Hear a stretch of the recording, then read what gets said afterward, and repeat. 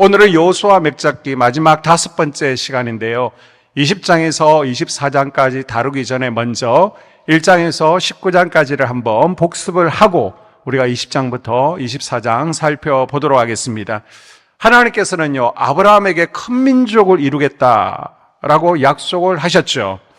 여호수아서는요, 창세기에서 하나님께서 아브라함에게 주신 약속이 어떻게 실현되는지, 어떻게 땅을 성취하게 하시는지를 보여주고 있습니다. 그래서 여호수아서는 크게 두 부분으로 나눌 수 있습니다. 24장까지인데 쉽습니다. 반으로 딱 잘라서 1장에서 12장까지는 땅을 정복하고 있습니다. 그리고 13장에서 24장까지는 땅을 나눠주고 있죠. 자, 이 부분을 좀 더 구체적으로 우리가 살펴보게 되면 1장에서 4장까지는요, 요단강을 건드는 사건을 기록하고 있는데 1장에서는 모세의 종 여호수아가 하나님께 모세를 대신해서 소명을 받게 됩니다. 그리고 백성들은 지도자 모세에게 우리가 순종한 것처럼 당신에게도 절대적으로 순종하며 따르겠습니다. 온 백성들이 순종을 다짐하게 되죠. 자, 그리고 나서 2장에 보게 되면요, 가나안 땅을 정복하기 위해서 미리 정탐꾼 2명을 보내게 됩니다. 그곳에서 정탐꾼임을 결통이 났지만은 라합의 또 덕분에 무사히 탈출을 하게 되었습니다. 그리고 3, 4장에서는 요단강을 도하게 되는데요. 그때 시기가 요단강에 물이 넘치는 시기였습니다. 제사장들이 먼저 법궤를 메고 요단강으로 건너 들어가라는 것입니다. 그렇게 아멘 순종하며 나아갈 때 물이 멈춰섰고요, 무사히 건너게 되죠. 그리고 요단강과 또 길갈에 2개의 기념비를 세우게 됩니다. 그 다음 5장에서 12장까지는요, 가나안 땅을 정복했던 비결을 설명하고 있는데, 먼저 5장에 보게 되면요, 길갈에서 할례를 행하게 됩니다. 할례를 행하면요, 전쟁을 할 수 없기 때문에 여리고에서 적군들이 쏟아져 나오면 다 죽습니다. 그런데 생명을 내놓고 순종하고 있죠. 그리고 나서 출애굽 직전에 또 시내산에서 바로 이곳 길갈에서 유월절을 지켜야 되는데 3번째 유월절을 지키게 됩니다. 이것을 보니까 하나님 앞에 우리가 성결히 행하고 예배를 드렸더니 여호와의 사자, 하나님의 임재가 경험되어지는구나. 우리가 금요일도 하나님의 임재를 경험하는 방법에 대해서 나누겠지만은 어떻게 하나님을 경험할 수 있다고요? 먼저 우리가 거룩해져야 된다는 겁니다. 그리고 예배 가운데 하나님의 임재를 경험할 수 있다라는 것을 여호수아 5장이 우리에게 설명하고 있습니다. 아멘. 자, 6장부터 보게 되면 이제 중부 지역, 그리고 남부 지역, 북부 지역 순으로 전쟁을 치르게 되는데 6장에는요, 여리고성을 정복하고 있습니다. 다른 건 없어요. 그냥 침묵하고 아무도 아무 소리도 하지 말고 7일 동안 여리고성을 돌라는 것입니다. 이렇게 믿음으로 순종했더니 여리고성이 싸우지도 않았는데 무너져 내렸습니다. 전쟁은 하나님께 속해 있다라는 것을 경험하게 되었습니다. 그리고 7장에서는요, 아이성 전투에서 여리고성보다 훨씬 작은 아이성 전투에서 패배하게 됩니다. 그 이유가 뭐였습니까? 아간의 범죄 때문이었죠. 교만 때문이었죠. 그래서 이제는 죄의 원인을 제거하고 다시 아이성 전투를 벌이게 되었을 때 아이성을 점령할 수 있었습니다. 그게 8장의 내용이고, 그리고 나서 우리가 하나님과의 관계가 바로 되어야만 전쟁에서 승리할 수 있구나. 그리심산 에발산으로 가서 율법을 낭독하면서 우리가 하나님 율법에 순종하겠습니다. 하나님의 율법에 순종할 때 또 복을 주시고, 순종하지 않으면 저주받는 것을 우리가 기억하겠습니다. 그래서 에발산, 그리심산에서 이렇게 율법을 낭독하는 의식을 행하게 됩니다. 자, 그리고 나서 9장에 보게 되면요, 기본 거민들이 자기 발로 여호수아를 찾아오게 되죠. 기본은요, 히위 족속입니다. 마땅히 멸해야 될 가나안 7족속이지만은 저 멀리 외국에서 가나안 7족속이 아니고 이방 땅에서 온 것처럼 가상하고, 당신과 이스라엘과 우리가 상호 우호 조약을 맺고 싶습니다. 평화를 맺고 대신 당신들이 시키는 대로 우리가 종살이하며 살겠습니다 라고 그럽니다. 여호수아는요, 이것이 옳은지 그른지 하나님께 묻지 않았습니다. 그 말만 믿고 서로 조약을 맺었는데 알고 보니까요, 가나안 거민이었습니다. 그러나 한번 맺은 약속은 어길 수 없기 때문에 그들이 이스라엘 땅에서 물을 기르며 나무를 패며 종으로 살아가게 되죠. 그리고 10장은요, 가나안 남쪽 지역의 전쟁을 묘사를 하고 있는데요. 자, 예루살렘 왕 아도니세덱을 중심으로 남부 연합군이요, 기브온이 배신했다라는 소식을 듣고 이스라엘이 아니라 기브온 먼저 치러 오게 됩니다. 이때 여호수아가 기도하죠. 태양아 멈추라, 달아 멈추라. 하나님께서 태양과 달을 멈추게 하셨고요, 정쟁에서 승리케 하셨습니다. 아멘. 자, 이제 북쪽으로 올라가게 됩니다. 11장에 보게 되면 북쪽 연합군들과의 전쟁인데요.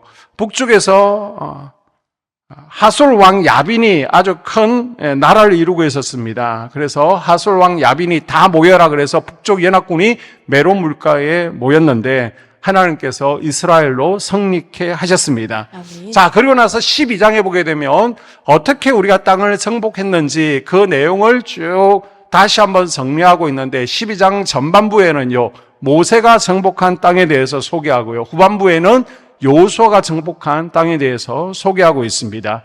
자, 다음 두 번째 파트 13장에서 24장까지 보게 되면 이제 땅을 분배하게 되는데 19장까지는 각 지파별로 땅을 분배하고 있습니다. 자, 지도를 보게 되면 13장에서는 요단 동쪽 지역의 세 지파에게 땅을 분배하고 있습니다. 세 지파는 로벤 지파입니다. 갓 지파입니다. 므낫세 2분의 1 지파입니다. 이들은요, 눈에 좋아 보이는 땅을 선택했죠. 이들이 선택한 땅은 가나안 땅이 아닙니다. 요단 건너편에 있는 눈에 좋아 보이는 목초지를 선택하게 됩니다. 그러고 나서 14장과 15장에 보게 되면 유다 지파가 땅을 이제 제비뽑기를 하게 되는데 그 대표적인 예가 바로 갈렙입니다. 갈렙은요, 좋은 땅을 선택할 우선권이 있었지만은 나는 저 헤브론 산지를 주십시오. 40년 전에 하나님께서 나에게 약속하신 대로 그 약속의 땅을 얻기를 원합니다. 아멘. 믿음으로요, 이 산지를 내게 주소서 요구하고 헤브론 땅을 얻게 됩니다. 아멘. 그리고 16장에서 17장에 보게 되면 바로 유다 지파 다음으로 요셉 지파가, 요셉 두 아들 에브라임 므낫세가 땅을 선택하게 되는데 좋은 땅을 얻었습니다. 그리고 건너편에도요, 또 므낫세 지파가 땅을 가지고 있습니다. 그럼에도 불구하고 우리는 왜 이렇게 땅이 적냐라고 불평하죠. 그랬더니 이 불평의 영이 구세대로 홀로 가더라라는 것을 배웠습니다. 그리고 18장과 19장에서는요, 그 외에 이제 지파들, 스불론 지파, 이사갈 지파, 아셀 지파, 납달리 지파, 그리고 단 지파, 시몬, 베냐민 지파가 땅을 분배하는 것이 다 18장과 19장에 소개되어 있는데, 자, 이 가운데 보게 되면 단 지파와 시몬 지파는 단은 제일 위쪽에 땅을 선택했고요, 시몬 지파는 제일 아래쪽에 땅을 선택하게 됩니다. 주의 장막에서 멀어지니까 어떻게 되더라? 하나님을 떠나게 되고 우상을 섬기게 되더라. 결국은요, 시몬 지파는 흩어져 버렸습니다. 주의 장막을 멀리했더니요, 결국은 우상에게 빠지고 하나님의 백성에서 제외되더라. 그래서 여러분 늘 주의 장막을 사모하고 주의 장막을 가까이 할 수 있기를 주님의 이름으로 당부드립니다. 아멘. 베냐민 지파를 보십시오. 딱 유다 지파 옆에, 은혜 있는 지파 옆에 붙어 있으니까요, 베냐민 지파가 600명만 살고 다 죽었었잖아요. 그런데 다시 일어나고 그 지파에서 왕이 나오지를 않습니까? 아멘. 주의 장막을 가까이 할 수 있기를 바랍니다. 아멘. 그 다음 20장부터 보게 되면 20장과 21장에 6개의 도피성과 레위 지파의 48개의 성읍이 나오고 있고요. 그 다음 22장에서는 이제 전쟁이 다 끝났으니까 요단 동쪽 세 지파가 다시 동쪽으로 돌아가는 이야기, 그리고 23장과 24장에서는 여호수아의 죽음, 그래서 유언 설교가 나오는 것으로 여호수아는 마무리하게 됩니다. 자, 오늘은 20장에서 24장을 살펴보게 되는데 민수기 35장에서도요, 레위인의 성읍들, 도피성이 소개되고 있습니다. 자, 먼저 20장에 도피성이 나오는데 여호수아서 20장을 펴시고요. 자, 요단 서편에 게데스, 세겜, 헤브론, 도피성이 3개 나오고 있습니다. 그 다음 요단 동편에 골란, 라못, 베셀 3개의 성읍이 나오고 있습니다. 눈으로 찾을 수 있는 분들은 빨리 6개의 성을요 동그라미를 쳐 놓으시고요. 자, 7절, 8절에 있습니다.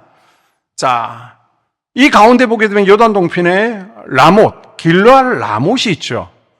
이 길르알 라못은요 열왕기상 17장에 나오고 있습니다. 자, 엘리야를 소개할 때 엘리야는 디셉 사람 엘리야다 라고 하는데 왜 디셉 사람이 길르알 라못에 살고 있습니까? 이걸 볼 때 엘리야의 부모님이나 할아버지 할머니 누군가가 사고를 쳐서 도피성으로 도피했을 가능성이 높습니다. 고향과는 다른 곳에 엘리야가 지금 도피성에 살고 있었고요. 그걸 통해서 하나님께 쓰임받았던 엘리야는 출신 성분이 좋지 않구나. 그래도 쓰임받았구나 라는 것을 알 수 있습니다. 자, 레인들이 사는 성읍 중에 6개가 도피성인데 이 도피성은요 실수로 살인을 저질렀을 때 피할 수 있는 성입니다. 신명기 19장 3절에 보게 되면 6개의 도피성은요 거의 일정한 간격을 두고 주로 높은 곳에 위치해 있습니다.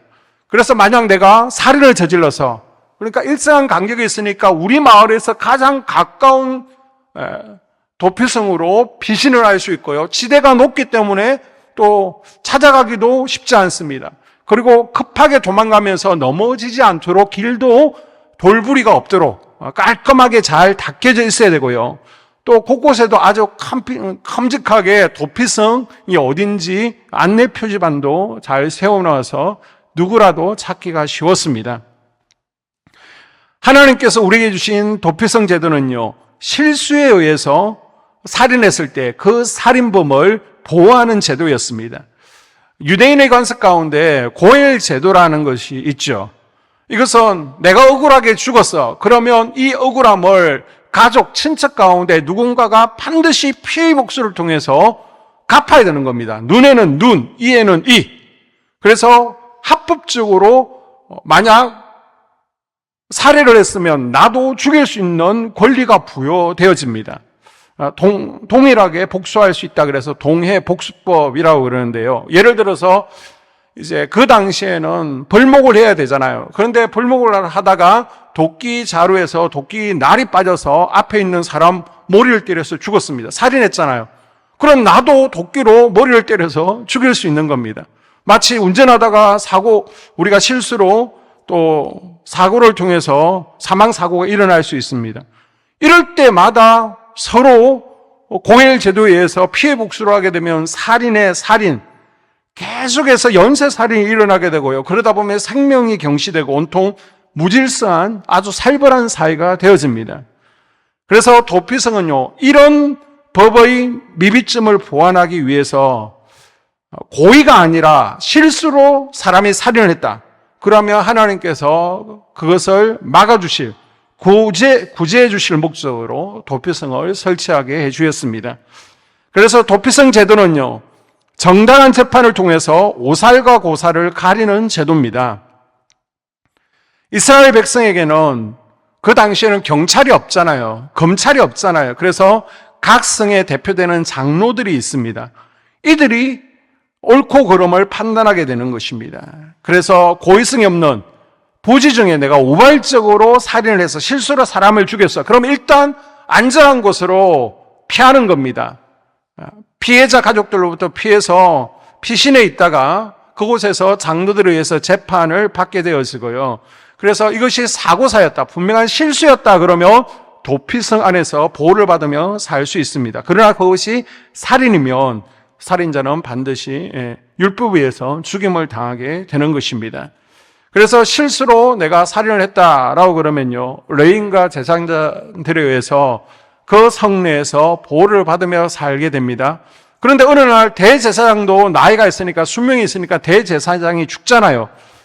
그러면 이제 그때부터 자유가 되는 겁니다. 도피성을 벗어나 자기 집으로 돌아갈 수 있게 되고 그 마을에 살고 있던 피해자 가족들이 있을지라도 죽일 수가 없는 겁니다. 왜요? 대제사장이 살인자의 죄를 담당해서 대신 죽은 것으로 간주하기 때문에 모든 죄가 사해지게 되는 것이죠. 그러나 만일 그 전에 내가 이 도피성에 사는 게 너무 지루해, 어머니가 보고 싶어, 고향집으로 돌아가고 싶어, 그래서 도피성 문을 딱 나서게 되었는데요, 그 문 앞에 피해자 가족이 복수하기 위해서 텐트 치고 살고 있었어요. 그러면 보게 되면 살인죄가 성립되지 않습니다. 합법적으로 죽일 수 있다는 겁니다.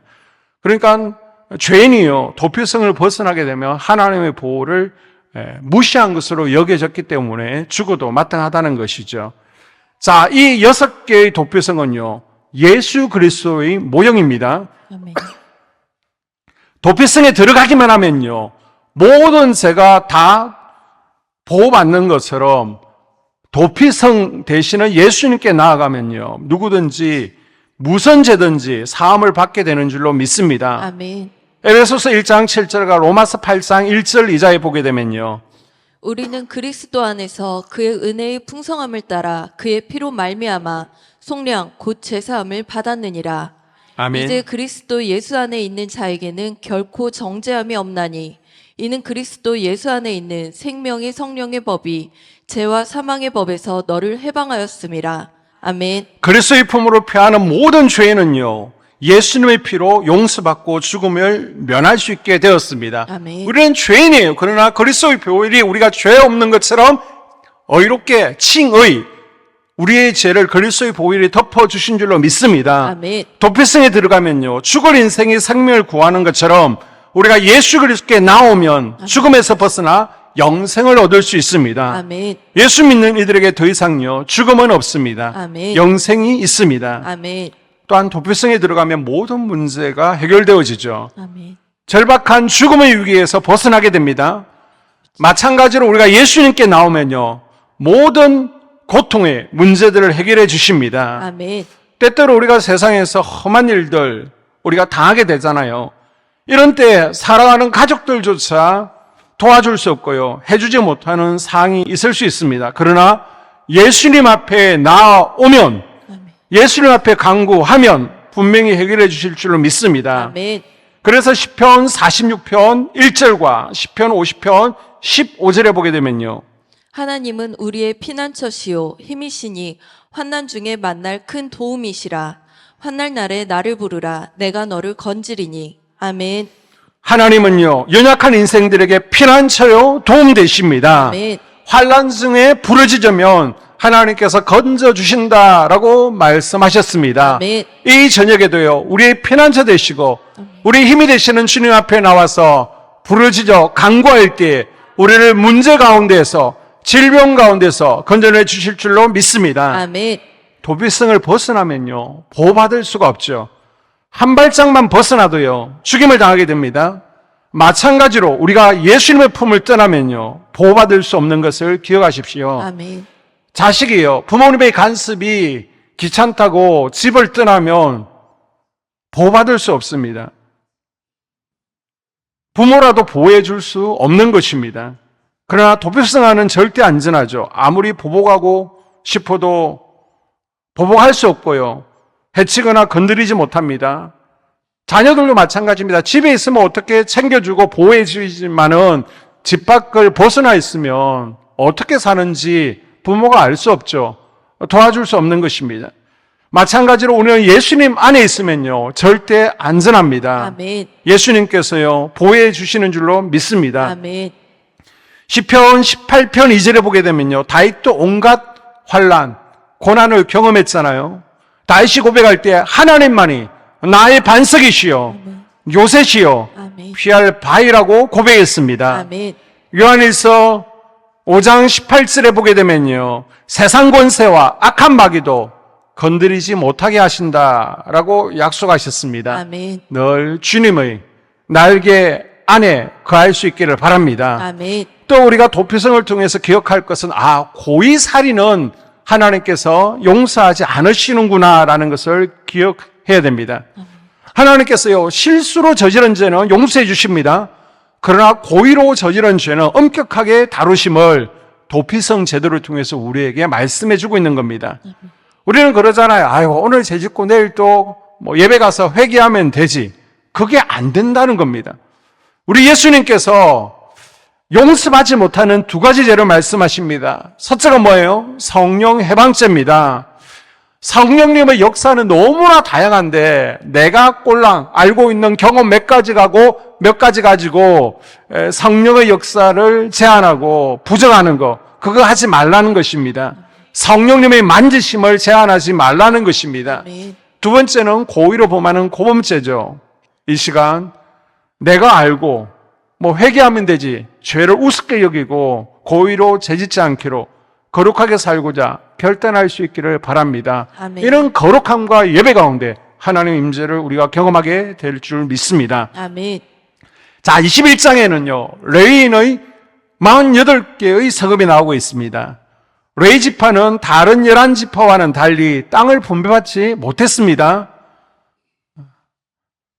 그러니까 다른 지파들이 각 성에 살고 있습니다. 그러면 각 지파에서 3개 내지 4개의 성읍을 내어놓습니다.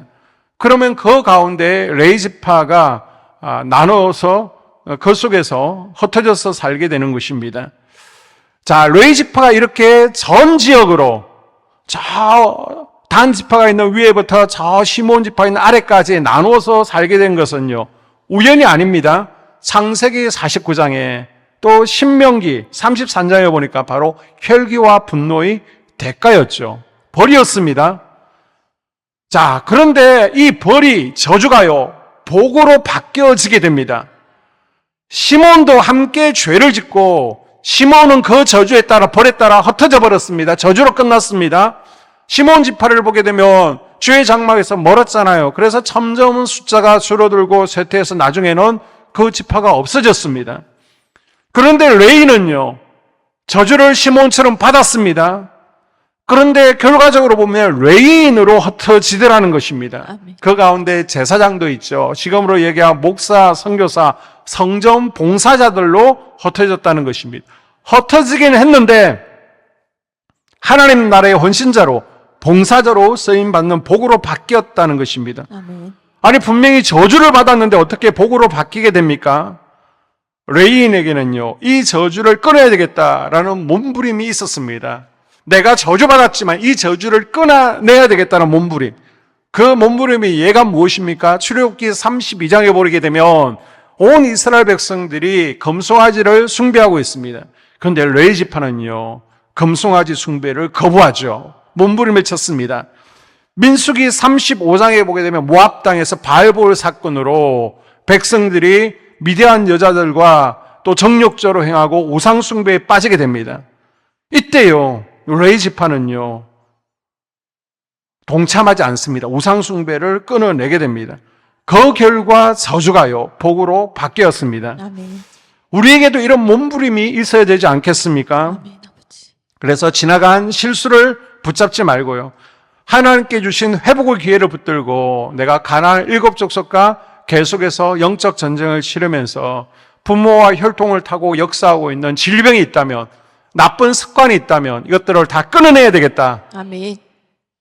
그래서 축복의 풍성함으로 역전시키는 은혜가 있기를 주님의 이름으로 축복합니다. 아멘. 자, 그럼 21장의 레위인들의 역할은 무엇입니까? 48개의 성읍에서 나누어져 쭉 살고 있습니다. 그러면서 그 성에 있는 백성들이 신앙이 나태해지지 않도록 그들을 영적 신앙생활을 지도하는 겁니다. 그래서 성내에 그 지파 백성들과 함께 살면서 집사님 일로 와봐요. 왜 요즘 새벽기도 안 나와요? 왜 요즘 예배 안 나와요? 다독이면서. 그리고 하나님의 말씀 율법을 가르치는 겁니다.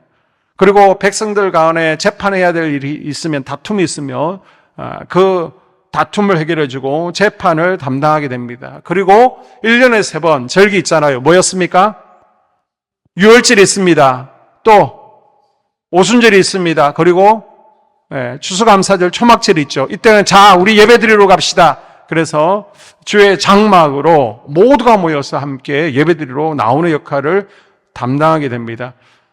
그럼 백성들은 농사를 짓고 자기가 살지만 레위인들은 뭘 먹고 삽니까? 이들은 오직 영적인 일에만 전념하도록 율법 교육, 그리고 하나님께 예배하는 일에, 그리고 백성들의 율법을 가르치는 일에 전념하게 하고요. 나머지는 백성들이 11조를 통해서 레위인들이 이 일에 전념할 수 있도록 한 것이죠. 자, 그 다음 22장에 보게 되면요, 동쪽 지파와 서쪽 지파의 분열할 만한, 싸울 만한 사건이 등장하고 있습니다. 자, 가나안과의 전쟁이 5년의 전쟁이 끝나게 됩니다. 그때 제일 처음 요단 동쪽 지파, 르우벤 지파, 므낫세, 그 다음 갓 지파는요, 이미 자기 땅이 정해졌습니다. 그래서 전쟁에 우리는 요단강을 건너지 않겠다 그랬지만 모세가 설득했어요. 요단강을 건너서 5년 동안 함께 전쟁을 치렀죠. 이미 자기네들 땅은 요단 동쪽에 있습니다. 그럼 5년 동안 함께 요단 서쪽으로 와서 전쟁을 하고 나서 여호수아가 이 두 지파 반을 불러 모았습니다. 함께 전쟁에 제일 앞장서서 참여해줘서 고맙다 그러고 많은 또 전쟁의 전리품들을 챙겨서 축복하면서 이들을 이제 너네들은 돌아가라라면서 보내게 됩니다. 그러면서 여호수아가 뭘 당부하느냐? 자, 22장 5절을 보게 되면 마음을 다하고 성품을 다해서 하나님만을 섬겨야 돼. 멀리 떨어져 있더라도 절대 하나님 잊어버리지 안 돼라고 당부를 해서 보내게 됩니다. 그런데 이제 그들이 다시 돌아가면서 요단 강가에서 무슨 일이 일어나게 되냐? 아주 큰 제단을 함께 하나 쌓게 됩니다. 그런데 그 소식이 요단 서쪽에 있는 백성들에게 들렸습니다. 뭘로 오해하냐 그러면 제단이라고 그러면 우상 숭배의 제단만 떠올리는 겁니다. 왜 이스라엘은 그동안 우상 숭배로 인해서 하나님께 많이 두드려 맞았잖아요. 그래서 우상 숭배, 제단 쌓는 것에 대해서 굉장히 예민한 것입니다. 우리 절대 우상 숭배하면 안 돼. 이런 마음을 먹고 있는데 지금 세 지파가 돌아가는 길에 제단을 쌓았다라고 그러니까 감히 얼마 지나지도 않는데 벌써 우상 숭배에 빠져 우리가 저 세 지파를 다 죽여야 되겠다. 전쟁하자. 싸우려고 합니다. 이때 제사장 비누아스가 좀 기다려 보라고 내가 가서 어떤 일인지 알아보고 오겠노라고 이제 비누아스를 비롯해서 진상조사단이 파견되어지게 되죠. 그래서 가서 쭉 얘기를 들어봤더니 이들이 얘기하기를 우리도 분명히 하나님의 백성이고 우리도 가나안 정복 전쟁에 참여했는데 우리 다음 세대 그리고 그 다음 세대가 되어지면 이 사실을 다 잊어버리지 않겠느냐. 저 서쪽에 있는 지파들은 서로 예배하고 또 주의 장막 가까이에서 서로 신앙교육을 통해서 우리는 가나안 땅에 살고 있다. 하나님의 백성이다라고 계속해서 이어지겠지만은 우리는 요단 동쪽에 있기 때문에 자칫 잘못하면 1세대, 2세대가 흘러가 버리면 니네들이 우리를 한 백성이라는 것을 잊어버릴 수 있다. 그래서 신앙교육을 위해서 우리도 하나님의 백성이라는 것을 잊지 말라라는 의미에서 우리가 하나라는 것을 기억하기 위해서 이렇게 기념비를 세운 것이다. 절대 우상 숭배 아니니까 오해하지 말라라고 해서 이 오해를 서로 풀게 되었습니다. 자, 우리도요, 생활 가운데 오해에 직면할 수 있습니다. 감정적으로 편하지 않을 때가 있습니다. 이때 우리가 기억해야 될 두 가지를 이 사건을 통해서 교훈을 얻게 되는 것이죠. 자, 첫째는요, 우리 싸움의 대상은 마귀이지 사람이 아니라는 것을 기억할 수 있기를 바랍니다. 아멘. 우리의 싸움은요, 사람이 아니라 저 하늘의 공중권세 잡은 자, 우리 속에 역사하는 자존심, 자아라는 껍질을 뒤집어 쓰고 있는 악한 영이라는 것을 기억하십시오. 아멘. 그런데 우리는요, 마귀와는 타협을 너무 잘하고요, 자꾸 사람하고 싸우려고 합니다. 저 사람 뒤에 있는 어둠의 세력들을 간파하지 않아하고요, 그 앞에 있는 사람과 우리가 싸우려고 합니다. 뭐 건드리기만 해봐. 내가 가만두지 않을 거야. 싸움은요, 남편하고 하는 것이 아니고 싸움은 아내하고 하는 것이 아니라 그 어디에 역사하는 영들과 싸울 수 있기를 바랍니다. 아멘. 여러분, 은혜 받는 것은 너무나 어려워요. 은혜 받는 건 너무 어렵습니다. 우리가 또 특별 치유 집회를 통해서 은혜를 받았잖아요. 이미 다 쏟은 분들 있을 겁니다. 지금 다른 교회들을 보게 되면요, 또 수능 전에 40일 특별 새벽 기도회를 하고요, 또 어떤 교회들은 요즘은 또 3시간 돌파 기도회, 그래서 1시간도 아니야. 하루에 3시간씩 돌파기도 하자 그래서 돌파기도 하는 교회들도 많고요. 또 많은 교회들이 지금 다니엘 21일 특별 기도 해가지고 저녁으로 모여서 기도하고 있잖아요. 우리는 대신 특별 치유 집회를 기도로 준비하고요. 또 특별 치유 집회를 통해서 은혜를 받았습니다. 그런데요, 이 은혜를 받는 것은 참 어렵지만 쏟아버리는 것은 한순간이라는 것입니다. 너무 쉽게 쏟아버립니다. 혈기 분노를 쏟지 않도록요. 사단 마귀에게 마음의 문을 열어주지 않도록 우리가 마음의 문을 잘 지키는 훈련을 할 수 있기를 바랍니다. 아멘. 그래서 은혜 받는 것도 중요하지만은 보존하는 것이 더 중요하다. 아멘. 그래서 누군가가 나로 하여금 은혜를 쏟으려고 할 때에 그 뒤에 있는 어둠의 세력들의 또 계획을 미리 파악하고 은혜를 잘 유지할 수 있기를, 기름 부으심이 쏟아지지 않도록 잘 유지 관리할 수 있기를 주님의 이름으로 당부드립니다. 아멘. 또한 22장에 있는 이 사건을 통해서 서로 대화를 통해서 오해를 푸는 것이 참 중요하구나라는 것을 깨닫게 됩니다. 문제가 있을 때요, 적극적인 대화를 통해서 오해가 되어 있는 부분들이 있으면 풀어가야 됩니다. 부부간에도 마찬가지입니다. 자녀와도 마찬가지입니다. 대화가 없으면요, 점점 오해가 쌓이고요, 점점 서운하게 되어 있습니다. 교회 안에서도 마찬가지입니다. 서로 대화를 통해서요, 어떤 상황에 왜 그런 표정, 그런 말투가 나왔는지, 행동을 하게 되었는지 알고 나면 쉽게 오해가 풀어집니다. 그래서 속회 내에서요, 또 성도 간에 자주 대화를 나누십시오. 그렇지 않으면 자꾸만 저 권사님이 왜 나를 째려보지? 왜 저렇게 말하지? 나한테 기분 나쁘나? 계속 서운함의 영이 역사하게 되고요, 계속 어둠의 세력들에게 결박당하게 되는 것을 기억하십시오. 하나님과 대화해서 풀 수 있으면 푸시고요, 아니면 직접 대화를 통해서 서운하지 않도록, 오해가 쌓이지 않도록 풀어갈 수 있기를 바랍니다. 아멘. 쌓이면 사단이 역사한다는 것, 턴탄한다는 것을 기억하십시오. 아멘. 마지막으로 23장, 24장에 보게 되면요, 여호수아의 마지막 유언이 나오고 있습니다. 자, 23장 15절 볼까요? 너희 섬길 자를 오늘날 택하라. 오늘 나와 내 집은 여호와를 섬기겠노라. 아멘. 우리가 선택한다는 겁니다. 하나님께서 많은 약속을 주셨다라고 할지라도, 우리에게 많은 축복, 영적인 또 물질적인 풍성함을 주셨다라고 할지라도요, 우리가 선택해야 그 기업을 내 것으로 누릴 수 있다는 것입니다. 아멘.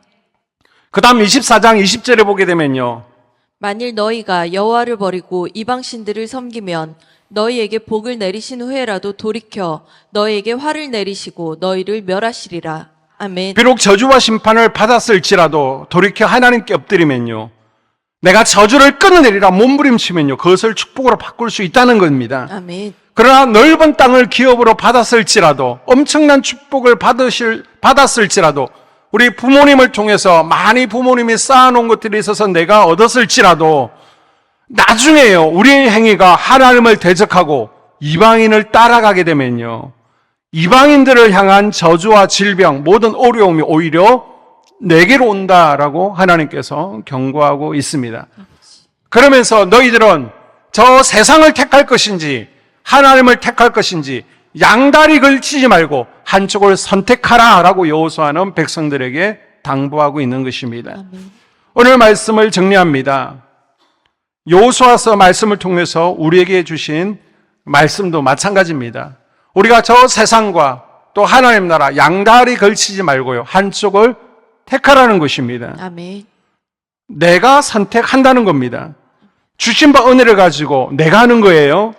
그래서 내가 기도한 분량만큼, 내가 예수님께 갈급한 만큼 하나님께서 내게 기업으로 주시는 것입니다. 아멘. 그래서 우리가 갈망한 만큼 준다는 사실을 깨닫고 지금 내 삶에 만족하는 것도 있지만은 하나님께서 이미 내게 주신 것들을 내가 누리기를 원합니다. 아멘. 예수 그리스도 안에서 약속하신 분량을 다 얻을 수 있도록 열심히 엎드릴 수 있기를 바랍니다. 아멘. 또한 우리의 도피성 되시고 피난처 되신 예수님과 늘 동행하는 우리의 삶이 될 수 있기를 바랍니다. 아멘. 어렵고 힘들 때마다, 또 아플 때마다, 우리가 엎어지고 자빠질 때마다 우리의 피난처 되시는 주님께 나와서 또 주님께서 내게 부어주시는 기름 부으심을 통해서 문제 해결을 받고요. 또 주님께서 내 미시는 손을 붙들고 다시 일어나고 또 열심히 주님 나라 향해서 달려가는 우리가 될 수 있기를 바랍니다.